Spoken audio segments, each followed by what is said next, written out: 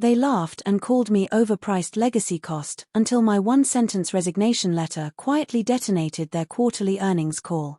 My name is Elena Marquez. 47 years old. 23 years as Global Supply Chain Director at Nexus Forge Technologies, a mid-tier SaaS provider for heavy industry clients, headquartered in Austin, Texas. I started in 2003 at $38,500 a year, sleeping on an air mattress in a one-bedroom walk-up. By late 2025 I cleared $208,000 base, plus performance incentives, full medical, and vested equity that had quietly grown into something substantial. My team of 38 spanned 4 time zones. My supply chain ecosystem generated $78 million in recurring revenue last fiscal year. When servers crashed at 2 a.m., engineers called me. When a Fortune 500 client threatened to walk over a 2011 pricing clause nobody else remembered, they called me. I was the breathing hard drive of institutional memory. Then Apex Ventures swallowed us whole on March 10, 2025. New overlords arrived 2 weeks later with the classic acquisition hymn, "We're thrilled to join forces. Talent is our greatest asset. No sweeping changes." The CEO they installed, Derek Harlan, 34, Stanford pedigree, last gig was running a crypto exchange that imploded, was especially fond of the word synergy. I started archiving every email, every vendor SLA, every board slide deck from 2008 onward. Triple encrypted drives hidden at home. My dad, a union welder for 38 years, drilled one rule into me young: paper trails are power. The purge began in April. First wave, 19 people over 43, all north of $140,000. Replaced by 24-year-olds on $72,000 contracts who smiled during onboarding videos but couldn't explain why we still supported a deprecated ERP module from 2009. By July they circled me. Responsibilities quietly migrated to a 26-year-old rising star named Riley who once asked me, in front of my own team, what a legacy workflow even meant. My invites vanished. My input became historical perspective only. Classic slow walkout. August 7, 2025, 2:50 p.m. summons to the glass-walled war room. Derek, CFO Mia Chen, 31, ex-McKinsey, COO Nathan Brooks, 36, former wunderkind at a failed unicorn, and HR partner Kelly Torres waited like jurors. 2 options, Mia said sweetly. 1. Resign today. 6-week severance, $24,000 after taxes, payout of 108 hours PTO, neutral reference. Sign the enclosed release and walk. 2. Be laid off for organizational streamlining. 0 severance, 0 PTO cash out, file marked position eliminated. Good luck explaining that to headhunters.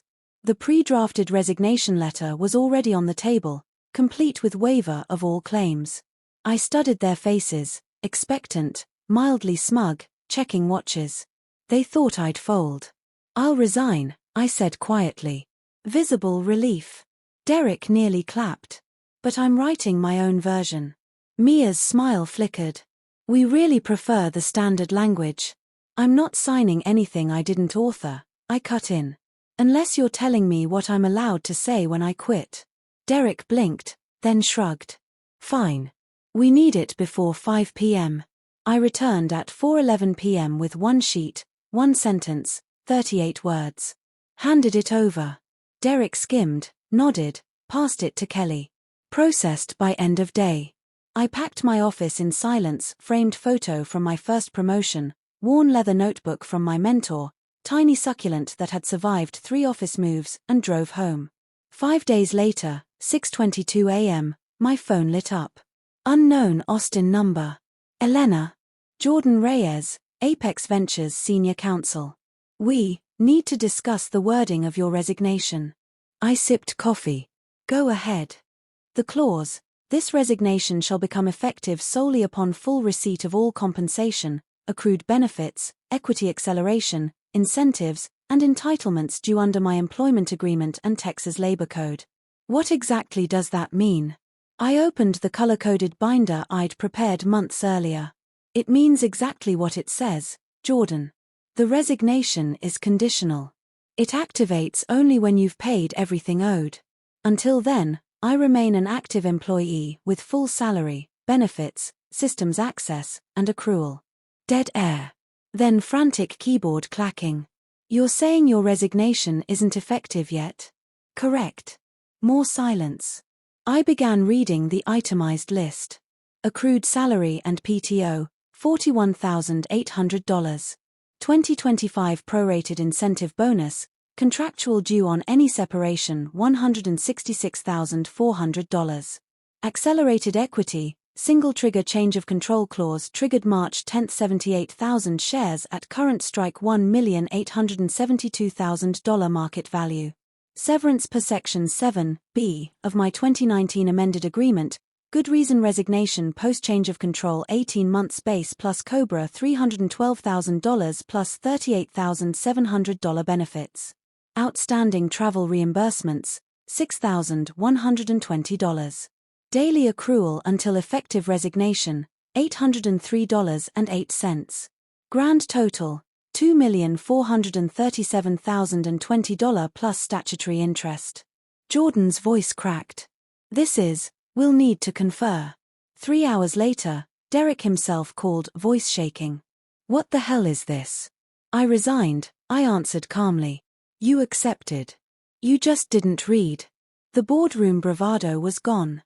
Replaced by panic about investor calls, clawback provisions, and an impending EEOC filing. I'd quietly prepared documenting 17 protected age terminations with clear replacement patterns. By 9:47 p.m. they circled back, $1.4 million global resolution. I countered, full contractual amount, $84,000 attorney fees, my lawyer had been billing since April, and a personally signed reference letter from Derek praising my transformative leadership. They wired $2,521,340 on August 29, 2025. My resignation finally took effect at 4:05 p.m. that day. Derek was quietly reorged out by November. Nexus Forge lost 3 major clients in Q4 because the new team didn't know which legacy integrations kept them running. I consult now, $650 hour, teaching seasoned professionals how to build their own paper trails and read the fine print. My favorite slide deck title? When they say sign here, ask, why the rush? Know your worth. Document everything. And never let arrogance in a corner office underestimate someone who's been reading contracts longer than the executives have been alive.